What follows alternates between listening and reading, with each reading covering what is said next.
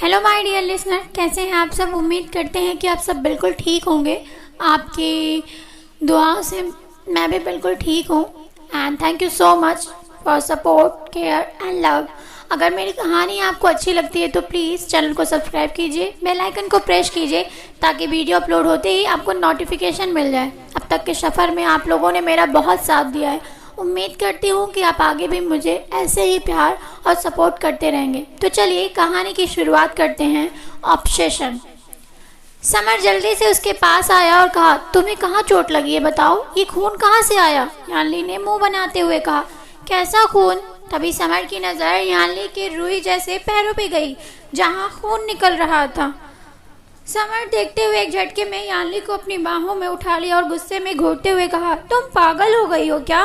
तुम्हारे पैरों में चोट लगी और तुम ऐसे घूम रही हो जैसे कुछ हुआ ही नहीं। यानली समर को देख रही थी। समर की आंखें बहुत ही खूबसूरत लग रही थी। समर ने यानली को बेड पर बिठाया तो उसकी नज़र यानली के रुई जैसे पाँव के पंजे पर गई जहाँ कांच के टुकड़े चुभे हुए थे, लेकिन यानली फेस पर भी दर्द की एक भी लकीरें नहीं थी। समर ने यानली को देखते हुए कहा, यानली तुम्हें चोट लगी है, इस हालत में भी तुम घूम रही हो और तुमने अभी भी टॉवल क्यों लपेट रखी है। तुम सच में पागल हो या पागल बन गई हो। समर को एहसास नहीं हो रहा था कि वह इस वक्त यानली के ऊपर चीख रहा था। यानली ने अपनी नज़रें झुका ली और कहा, मैं क्या पहनूं, मेरे पास तो कपड़े ही नहीं हैं।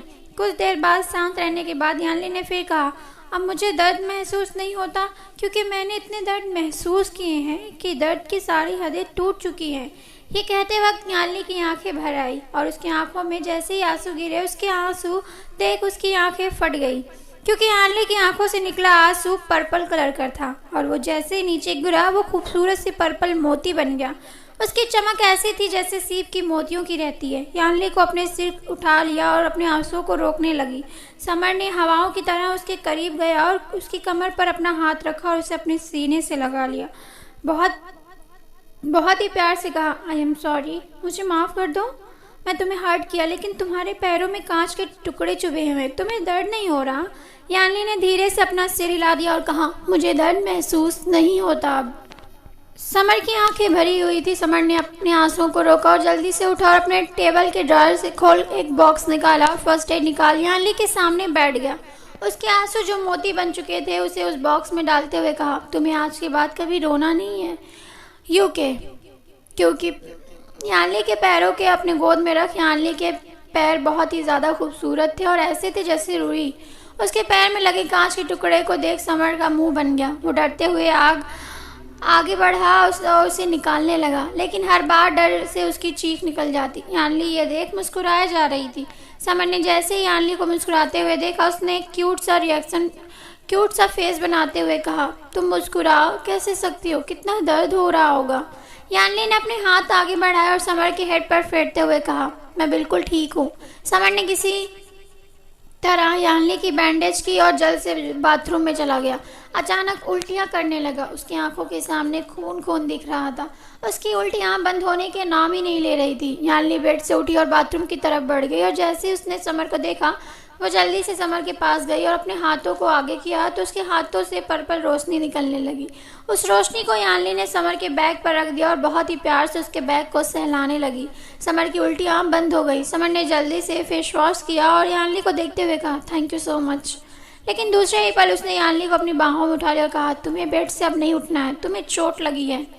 समर उसे अपनी बाहों में लिए हुए रूम में आया और बेड पर सुलाते हुए दोनों एक दूसरे के इतने करीब आ गए कि उनकी धड़कनें आपस में टकरा रही थी, सांसें आपस में उलझ रही थी। समर यानली की काली आंखों में देख रहा था। उसका दिल धक धक करके जैसे रुक सा जाएगा।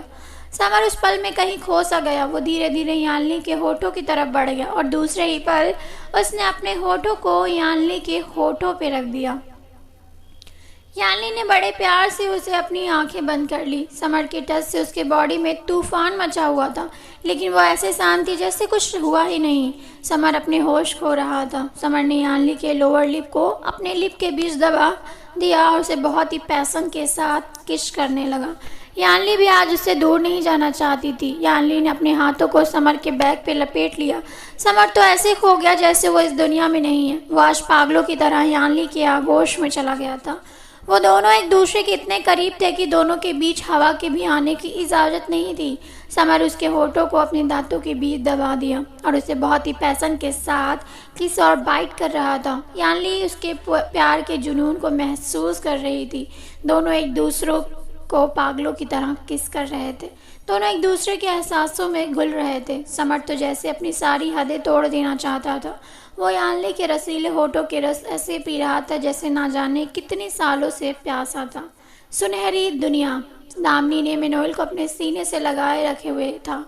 मिनोएल की बॉडी आग की तरह गर्म और दामिनी इतनी ठंडी कि कोई भी उसके आस पास भी रहता तो वो जम जाता।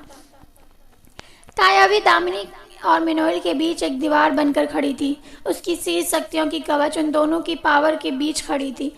काया भी जख्मी हो रही थी क्योंकि दोनों को पावर को रोकना उसके लिए आसान नहीं था, लेकिन वो मिनोएल के लिए अब भी एक दीवार की तरह खड़ी थी। मिनोएल कायावी को महसूस कर सकता था और उसे इस हालत में देख वो एक झटके में दामिनी से दूर हुआ और अपने ड्रैगन लुक में आ गया। वो इस वक्त बहुत ही भयानक लग रहा था। लाल आंखें, पूरा बॉडी किसी आग की गोले की तरह दहक रही थी। उसे ऐसा देख दामिनी ने अपने दामिनी लुक में आ गई। दोनों एक दूसरे के सामने थे। मिनोएल ने दामिनी को देखते हुए कहा, देखो ये हूँ मैं, एक आग जिसके करीब आने वाले लोग राख हो जाते हैं और जब मैं किसी के करीब जाता हूँ तो उसका नामो निशान, उसका वजूद मिट जाता है। दामिनी की चमक ऐसी थी जैसे आखिरी चमक। उसकी खूबसूरती ऐसी थी कि मिनोएल भी एक पल को उसकी खूबसूरती की धार से कट जाता। दामिनी ने मुस्कुराते हुए कहा, प्यार करते हो ना मुझसे मिनोएल? तो फिर डर किस बात का? तुम्हारा वजूद जलना है और मेरा शांत करना। हम दोनों के वजूद में ज़मीन आसमान का फ़र्क है। मैं कोई आम लड़की नहीं, बादलों के बीच चमकने वाली दामिनी हवाओं का रुख मोड़ दूं उसकी राजकुमारी हूँ। आकाश लोक की वो शक्ति हूँ जिसे आज तक कोई हरा नहीं सकता। मेरा वजूद दुनिया की तबाही से बचाना है। मिनोएल अपने घुटनों पर बैठ गया और कहा, हम कभी एक नहीं हो सकते। आग और हवाएं एक दूसरे से जब मिलती हैं आग भड़क उठती है और हमारा मिलन से कोई एक बहुत तड़पेगा। दामिनी ने अपने कदम बढ़ाए और कहा, और अगर मैं अपना वजूद मिटा दूँ तो? तब मेरा वजूद मेरे साथ नहीं था तो आप मेरे करीब आ सकते थे।